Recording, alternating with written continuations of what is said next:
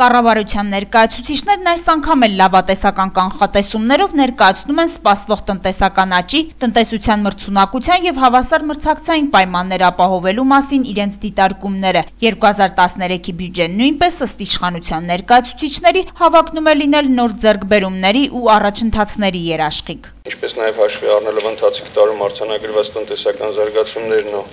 միտումները 2013 թվականին կառավարությունը հիմնականում տնտեսական քաղաքականությունը նպատակաուղղված է դիվերսիֆիկացման խորացմանը եւ արտահանելի հատվածի ընդլայնմանը տնտեսության մեջ եւ գործարար ու ներդրումային միջավայրերի էական բարելավմանն ու մակրոտնտեսական կայունության ապահովմանը։ Չնայած գործադրի ներկայացուցիչները չեն հապաղում խոսել տնտեսական աճի մասին, մինչդեռ տեսանելի աճ ըստ Հայ ազգային կոնգրեսի համակարգող ազգային ժողովի падգամավոր Լևոն Զուրաբյանի կարելի է տեսնել միայն արտագաղթի տեմպերի մեջ։ Նախարարի եւ վարչապետի կողմից ներկայացված թվերը հերթական փուչ չհիմնավորված եւ կեղծված վիճակագրության օրինակն են, մեծ հետ զրույցում համոզմունք հայտնեց Լևոն Զուրաբյանը։ Զարմանալի անբացատրելի մի ֆենոմեն է։ Մի երկրում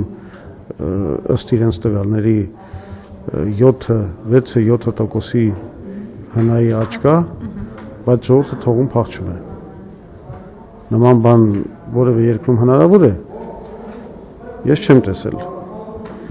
Պես որ ուղղակի սա խաբեբաների կառավարություն եմ համարում, որին վստահել եւ հավատալ չի կարելի։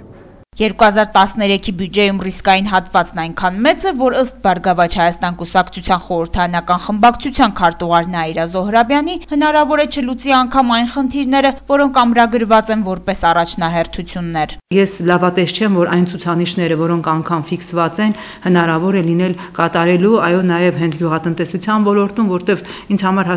դժվար է պատկերացնել, որ տեսականորեն ֆիքսված այդ ենթադրյալ աճը ինչով է, ինչ ֆունդամենտ ունի իր ներքևում։ Գործադրի լավատեսական կանխատեսումներն իրական չի համարում նաև նախկին վարչապետ ազգային ժողովի падգամավոր Հայ ազգային կոնգրեսի ներկայացուցիչ Հրանտ Բագրատյանը։ Քննարկումներ ցույց տվեց, որ ինչ որ աճ գրել են, բայց բյուջե չկա։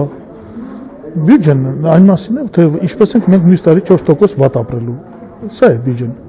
Եթե լիներ այնպիսի տնտեսական աճ եւ կենսամակարդակի բարելավում, որ շոշափելի լիներ նաեւ բնակչության տարբեր շերտերի համար, պետական պաշտոնյաների լավատեսական կանխատեսումները որոշ չափով արդարացված կլինեին, մինչդեռ ըստ ոչ կոալիցիոն խորհրդարանական ուժերի ներկայացուցիչների սոցիալական դժգոհություններն օր-օրի ավելանում են, աղքատության թիվն աճում, իսկ որոշակի ռեսուրսների տիրապետող տնտեսվարողներն էլ հնարավորության դեպքում իրենց ապրուստն ու բիզնեսը տեղափոխում են արտասահման։ Սիրանուշ Հարությունյան, Գոռ Հովհաննիսյան, Գալանյուս։